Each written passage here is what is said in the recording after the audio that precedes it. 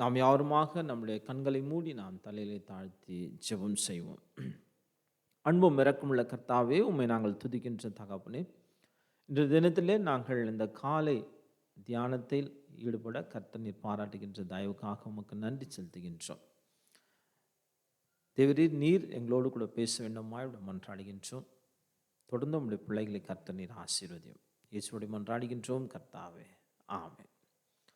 ஆண்டவராகிய இயேசு கிறிஸ்துவின் இனிய நல் நாமத்திலே உங்கள் யாருக்குமாக வாழ்த்துதலையும் வணக்கத்தையும் தெரிவித்துக் கொள்கின்றேன்.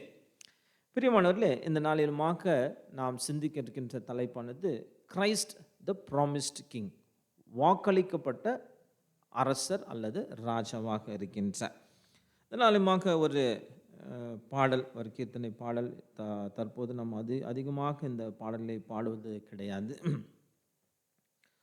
கீர்த்தனை பாடலின் 18 நான் பாடலாம் என்று யோசிக்கின்றேன். சர்வ வலிமை கிருபைகள் நிறைந்த சர்வேசா, தரிசனம் பெற உன் சந்நிதி புகுந்தேன் திருவாசா. தூய சிந்தை உம்மையில் உன்னையே தொழுதேத்த, தூய ஆவி கொண்டனை நிரப்பும் ஜெகதீசா. இருதயத்தை சிதறவிடாமல் ஒரு நேராய் இசைந்தமை பரவசமாக்கும் சரணேயா. ஆக இந்த ஒரு பாடல் சுவிசேஷகர் வேதநாயகம் அவர்கள் எழுதிய பாடலாக இருக்கிறது என்று நாம் பார்க்கின்றோம். ஆக இதில் நாம் பார்க்கும் பொழுது கர்த்தர் சர்வ வலிமை உள்ளவராக இருக்கின்றார். ஆகையால் தான் அவரை நாம் அரசராக நாம் நினைக்கின்றோம். ஆக இந்த நாளிலுமாக நாம் பார்க்கும் பொழுது இந்த 1 நாளாகமத்தின் புத்தகத்தை நாம் இன்று தினத்தில் தியானிக்கின்றவர்களாக இருக்கின்றோம். இதை குறித்து நாம் இந்த புத்தகத்தை குறித்து சுருக்கமாக நாம் பார்க்கின்றோம். இந்த 1 நாளாகமும் நாம் பார்க்கும் பொழுது டிப்ரே ஹையாமின் என்கின்ற ஒரு எபிரேய பதம். அதற்கு என்ன பொருளாக இருக்கிறதா, the words of the days அல்லது the events of the times, அதற்கு ஒரு ஈக்குவலண்ட். அதே கிரேக்கத்திலே நாம் பார்க்கும் பொழுது என்ன சொல்கின்றார்கள் என்றால் பரலை போமெனோன் என்கின்ற ஒரு வார்த்தை, of things omitted, of things omitted. ஸ்பெஷலாக என்னென்னா, இந்த சாமுவேல் புத்தகம் 1 சாமுவேல் 2 சாமுவேல் 1 ராஜாக்கள் 2 ராஜாக்கள், இந்த புத்தகத்திலே ஒரு சில காரியங்கள் விடப்பட்டிருக்கிறது, அவைகளை குறித்ததான ஒரு செய்தியாக இருக்கிறது என்பதற்காக. ஆனால் அதை நாம் பிறகு லத்தீன் மொழிகளில் அந்த வல்கேட் என்று நாம் சொல்லுகின்றோம். அதில் நாம் பார்க்கும்போது குரானிகோரம் லிபர் என்கின்ற ஒரு வார்த்தை சேர்க்கின்றார்கள். அதற்கு அர்த்தம் என்னென்னா, chronicles of the whole of sacred history. ஆக அதை ஒரு சேக்ரெட் ஹிஸ்ட்ரியாக அவர்கள் வைக்கின்றார்கள்.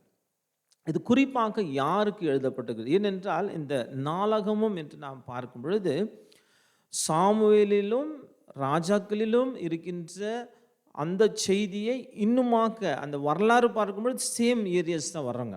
அது தொகுத்து கொடுக்கின்ற வண்ணமாக இருக்கும், சிலது மீண்டுமாக சொல்லுகின்ற வண்ணமாக இருக்கும், ஒரு சிலதை நாம் பார்க்கும் பொழுது எங்கேயும் ஒட்டாத ஒரு சில நிகழ்வுகளை நாம் பார்க்கின்றோம். ஆக அவனமாக இது யாருக்கு எழுதப்படுகிறது என்றால், இந்த சிதறடிக்கப்படுகின்ற யூத மக்கள் மீண்டுமாக அந்த நாடு திரும்பும் பொழுது ஒரு அடுத்த சந்ததிக்கு ஒரு தொகுப்பாக எழுதுகின்ற ஒரு சூழலாக இருக்கிறது என்று நாம் பார்க்கின்றோம். இந்த நாளாகம் என்றால் முழுக்க முழுக்க அது ஒரு வரலாற்றின் புத்தகமாக இருக்கிறது. அதில் குறிப்பாக தாவீதை குறித்து அதிகமான ஒரு அழுத்தங்கள். அது மட்டுமல்ல, இன்னுமாக நாம் பார்க்கும் பொழுது இந்த ஆசாரியர்களை குறித்து, ஆசாரியர்களுடைய அந்த ஜீனியாலஜியும் அவர்கள் கொண்டு வருகின்றார்கள். தாவீதுடைய பாரம்பரியம், அந்த வம்ச வரலாறு, லேவி கோத்திரத்திலிருந்து வந்திருக்கின்ற அந்த வம்ச வரலாறு இது ரெண்டுக்கும் ஒரு இணைப்பாக முக்கியத்துவத்தை பெறுகின்ற ஒன்றாக இருக்கிறது. ஆக 1 9 அதிகாரங்களை நாம் பார்க்கும் பொழுது தாவீதுடைய அந்த வம்ச வரலாறு, இன்னுமாக ஆசாரியர்கள் லேவி கோத்திரத்தில் இருக்கின்ற அந்த வம்ச வரலாறு, இவர்கள் எங்கு சென்று அவர்கள் குடியிருக்கின்றார்கள் என்று அவர்கள் சுட்டி காட்டுகின்றார்கள். அடுத்து வருகின்ற பகுதியில் நாம் பார்க்கும் பொழுது முழுக்க முழுக்க 10 29 அதிகாரங்களை நாம் பார்க்கின்றோம். அது தாவீது அரசனுடைய ஒரு ஆட்சியின் காலங்களாக இருக்கின்றது.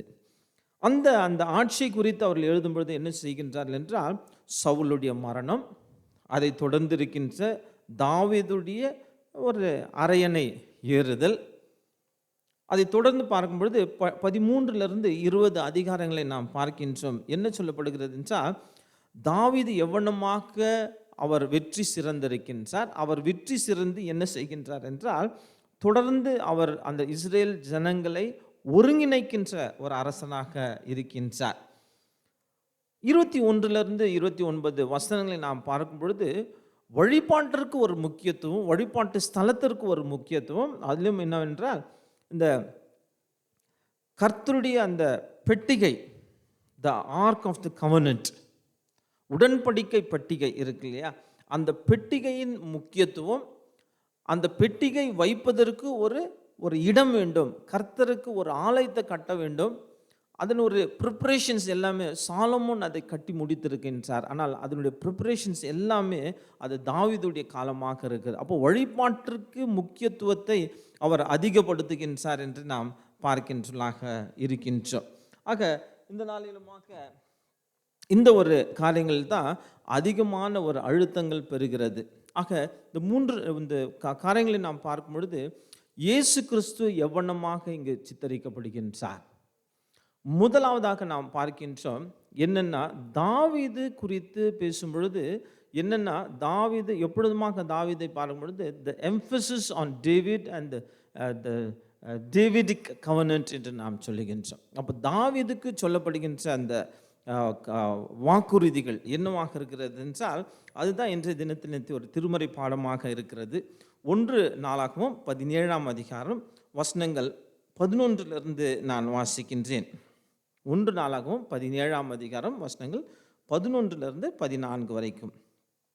நீ உன் பிதாக்களிடத்திலே போக உன் நாட்கள் நிறைவேறும் பொழுது நான் உனக்கு பின் உன் புத்திரரில் ஒருவனாகிய உன் சந்ததியை எழும்ப பண்ணி அவன் ராஜ்யத்தை நிலைப்படுத்துவேன்.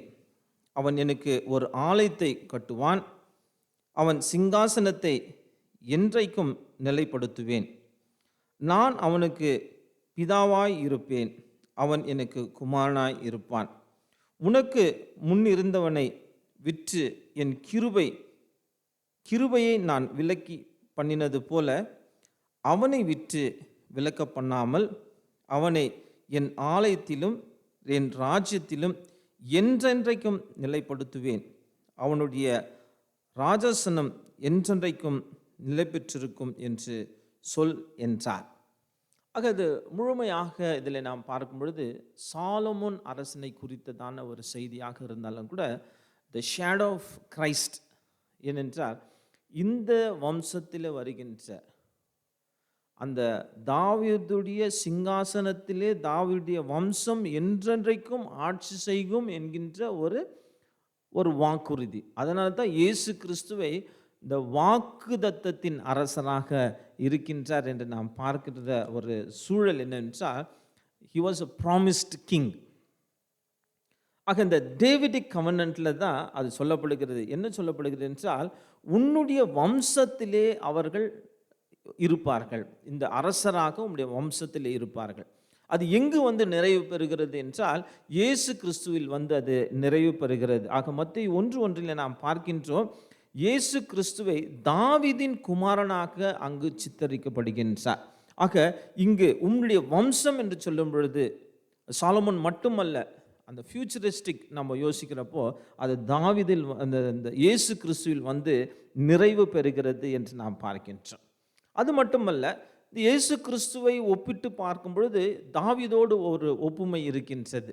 அப்போ தாவீதை பார்க்கும்பொழுது என்ன சொல்லப்படுகின்றது என்றால், தாவீது வந்துட்டு ஒரு ஷெப்பர்ட் சொல்லுகின்றார். என்ன, த ஷெப்பர்ட் கிங் என்று சொல்லுகின்றார்கள். ஆனால் இயேசு கிறிஸ்துவை பார்க்கும் பொழுது யோவான் 10:11 நாம் பார்க்கின்றோம், ஷெப்பர்ட் இல்ல, குட் ஷெப்பர்ட் என்று சொல்லுவார்கள். அதை தொடர்ந்து நாம் பார்க்கின்றோம், இயேசு கிறிஸ்து த கிங் ஆஃப் கிங்ஸ் என்று நாம் பார்க்கின்றோம். அது இந்த ஷெப்பர்ட் கிங்கில் போயிட்டு Jesus Christ is portrayed as a good shepherd and king of kings என்று நாம் பார்க்கின்றோம்.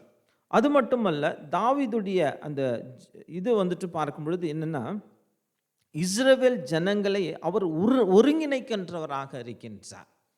அப்போ இயேசு கிறிஸ்து என்ன செய்கின்றார் என்றால், இந்த ஒருங்கிணைக்கின்ற பணியை இயேசு கிறிஸ்துவாக செய்கின்றார்.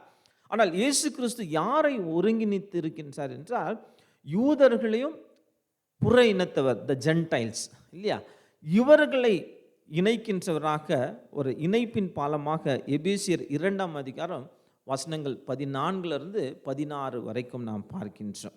ஆக இயேசு கிறிஸ்துடைய அந்த ஒரு இரத்தம் சிந்துதலின் ஊடாக நாம் அனைவரும் ஒரு குடும்பமாக இந்த இணைகின்றவர்களாக நாம் காணப்படுகின்றோம்.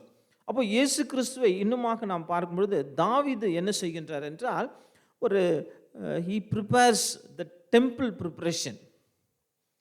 ஒரு வழிபாட்டு ஸ்தலம் இருக்க வேண்டும், அதில் முக்கியத்துவத்தை அதிகமாக பேசி வழிபாட்டின் ஸ்தலம் இருக்க வேண்டும் என்று அவர் யோசிக்கின்றார். அப்போ இயேசு கிறிஸ்துவை பார்க்கும் பொழுது இயேசு கிறிஸ்து தான் ஒரு மெய்யான ஒரு ஜீவனுள்ள தேவ ஆலயமாக சித்தரிக்கப்படுகின்றார் என்று நாம் பார்க்கின்றோம்.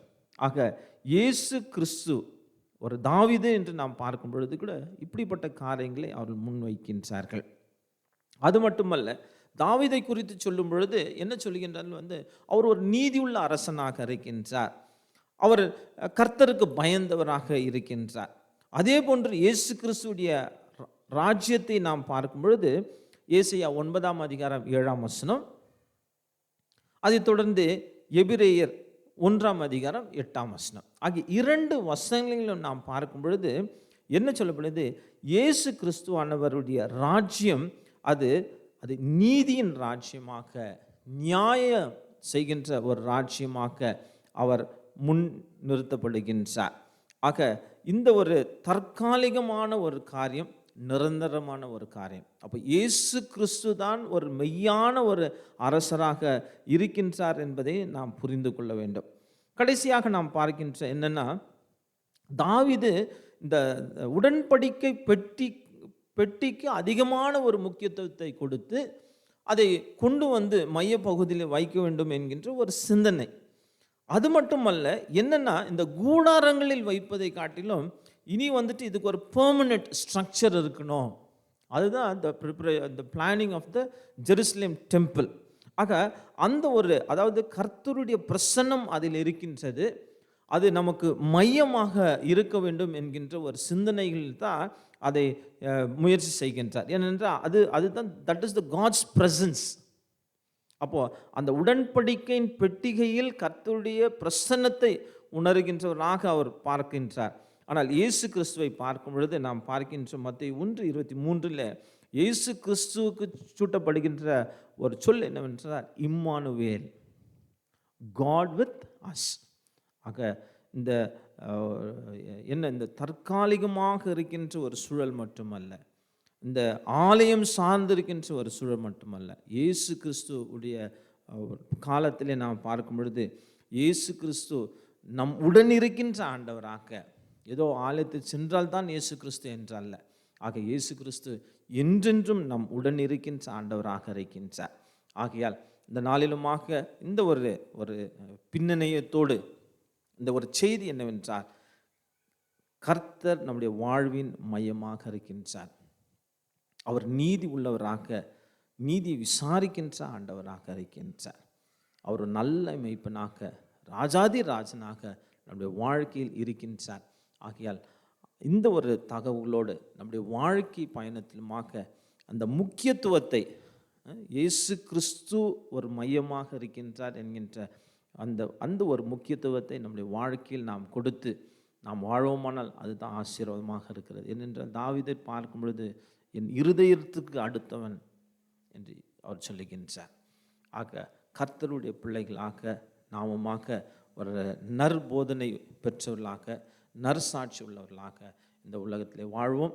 இந்த நாள் உங்களுக்கு இனிய நாளாக இருக்க கர்த்தர் தாமே உங்களை ஆசீர்வதிக்கவும், எப்பொழுதுமாக எந்த ஒரு காரியத்தை செய்யும் பொழுதுமாக ஜெபித்து நீங்கள் ஆரம்பியுங்கள். உங்களுடைய வாழ்க்கையிலே கிறிஸ்துவுக்கு நீங்கள் முக்கியத்துவத்தை கொடுங்கள். கர்த்தர் உங்களை ஆசீர்வதிப்பார். தலைகளை தாழ்த்தி ஜெபம் செய்வோம். அன்பும் இரக்கமுள்ள கர்த்தாவே, உம்மை நாங்கள் துதிக்கின்ற தகப்பனே, தாவீதுடைய வரலாறை நாங்கள் பார்த்திருக்கின்றோம்.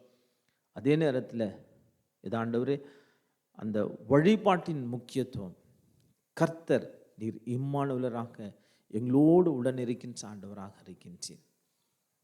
அதை உணர்ந்தவர்களாக எங்களே உம்முடைய சமூகத்தில் நாங்கள் தாழ்த்துகின்ற தகப்பனே, தேவரீர் நீர் உம்முடைய பிள்ளைகளை எடுத்து பயன்படுத்த வேண்டுமாய், ஆசீர்வதிக்க வேண்டுமாய், எங்களுடைய வாழ்க்கையிலுமாக எல்லா நேரத்திலுமாக உம்முடைய சமூகத்தில் நாங்கள் முழங்காலிட்டு உம்முடைய சமூகத்தில் முதலாவது உம்முடைய சமூகத்தில் நாங்கள் தெரியப்படுத்தி பிறகு எங்களுடைய வாழ்க்கை காரியங்களை மேற்கொள்ள கர்த்தர் நீர் உதவி நீரை யாவரையும் பொறுப்படுத்த வழிநடத்தும். ஆசீர்வாதங்களை தாரம் இயேசுவோடு மன்றாடுகின்றோம் கர்த்தாவே, ஆமென். என் ஆத்மாவே கர்த்தரை ஸ்தோத்திரி, என் முழுமே அப்பநாமத்தை ஸ்தோத்திரி, என் ஆத்மாவே கர்த்தரை ஸ்தோத்திரி, கர்த்தர் செய்த சகல உபகாரமராதே, ஆமென். ஆண்டவராகிய இயேசு கிறிஸ்துவின் கிருபையும் பிதாவின் அன்பும் பரிசுத்தவாவின் தூய வழிநடத்தல் ஐக்கியம் நம் அனைவரோடும் சுகத்தோடு சமாதானத்தோடும் இன்றும் என்று தங்கியிருப்பதாக, ஆமென்.